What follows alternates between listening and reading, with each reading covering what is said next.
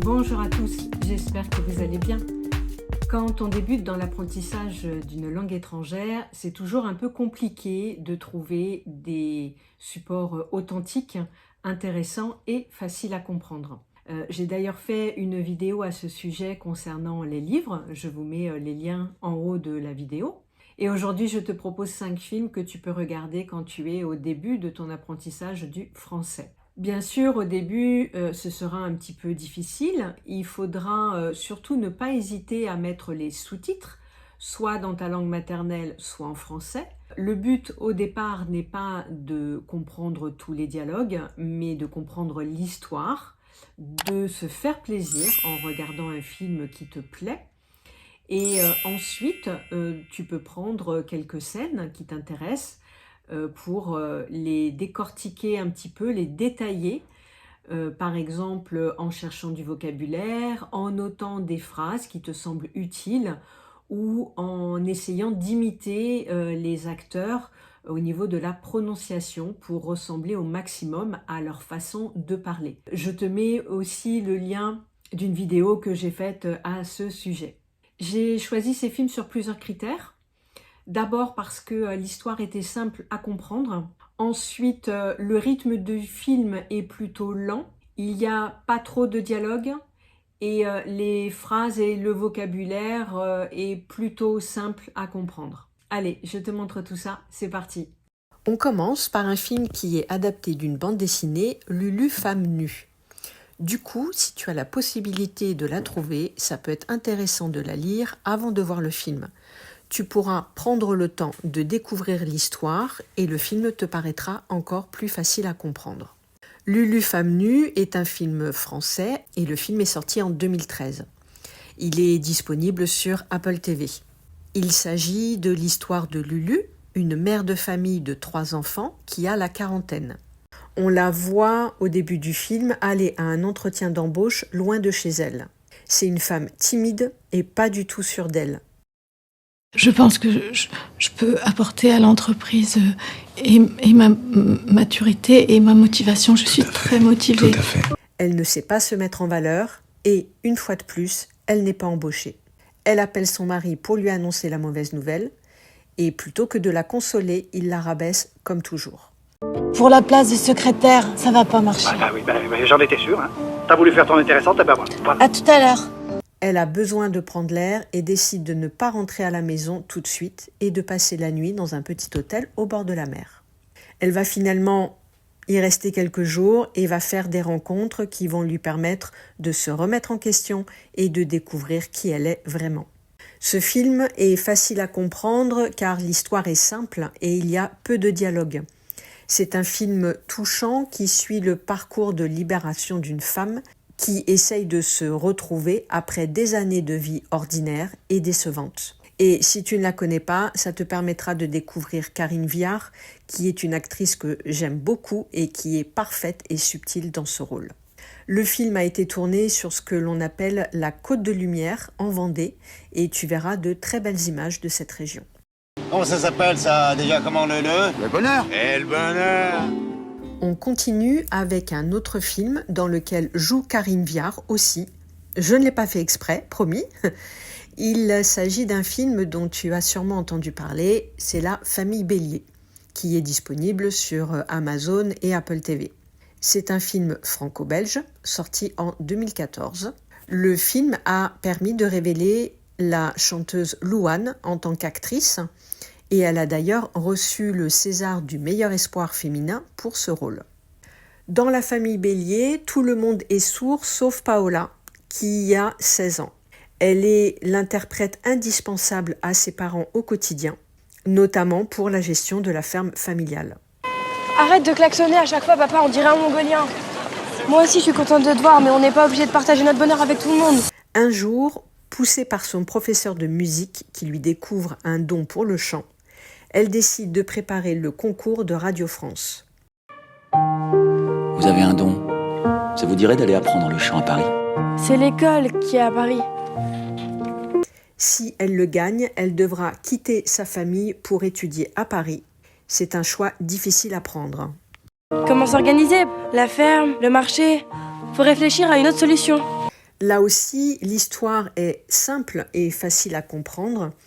Et même s'il y a plus de dialogues ou que les dialogues sont un peu plus rapides que dans le film précédent, comme Louane transcrit ses paroles en langue des signes, ça permet quand même de simplifier les dialogues et d'arriver à mieux les comprendre.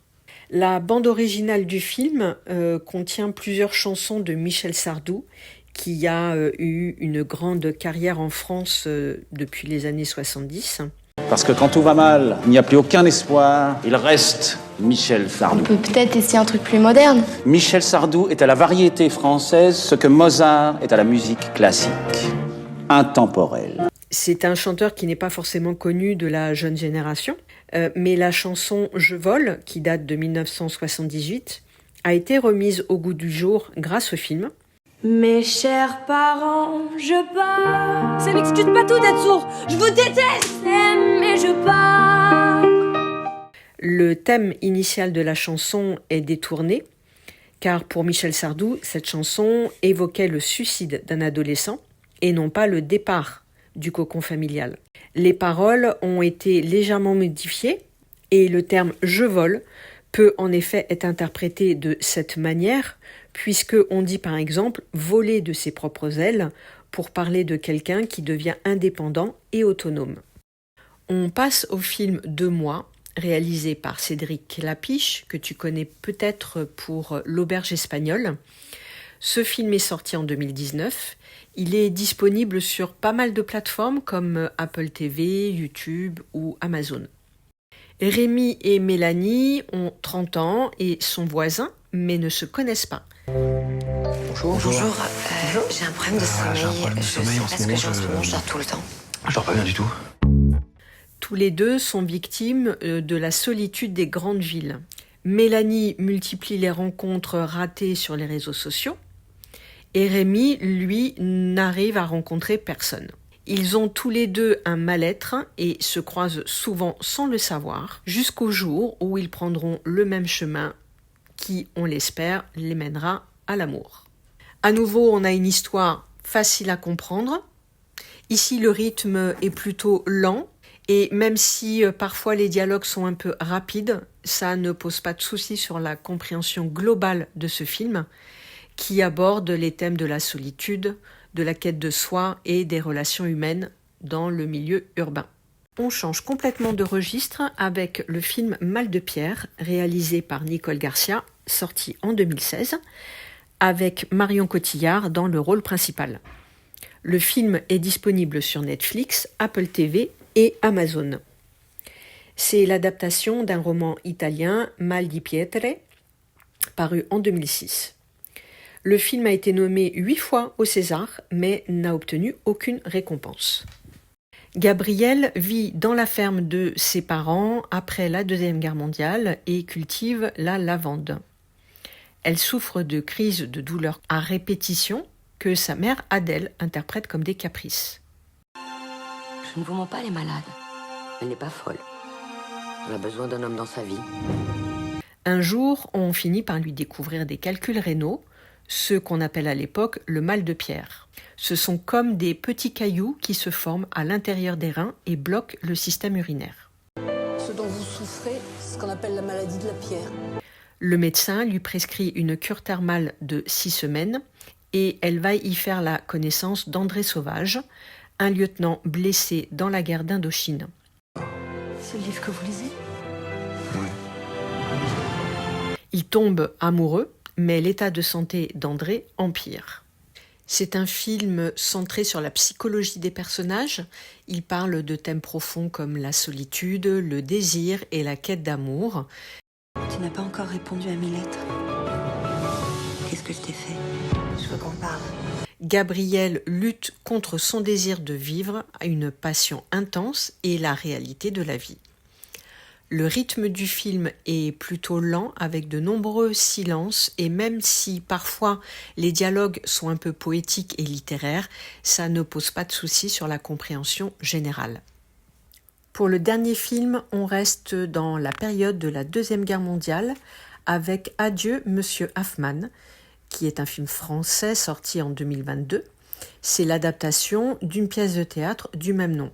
Le film se passe à Paris en 1941, lorsque la France est occupée par les nazis. François Mercier est l'employé d'un joaillier renommé, Monsieur Hoffmann, qui est juif. Toi et les enfants, vous partirez. Ensuite, je vous rejoindrai. Avant de s'échapper de Paris, et pour éviter que la boutique ne tombe aux mains des nazis, Monsieur Hoffmann propose à son employé de lui vendre, de manière fictive, sa boutique. Vous fermez la boutique? Oui, mais c'est toi qui vas la racheter. Moi, je peux pas parce que j'ai pas du tout les moyens. Si, parce que c'est moi qui vais te donner l'argent. Et à la fin de la guerre, on fera l'échange inverse. Il pense récupérer son affaire à la fin de la guerre. Malheureusement, il n'arrive pas à fuir et se cache dans la cave de sa boutique pour échapper aux Allemands. Il ne se doute pas que son employé va profiter de la situation pour l'arnaquer. Monsieur Hoffmann, qu'est-ce que vous faites là? J'ai pas réussi à prendre le train. Les Allemands contrôlaient tout le monde.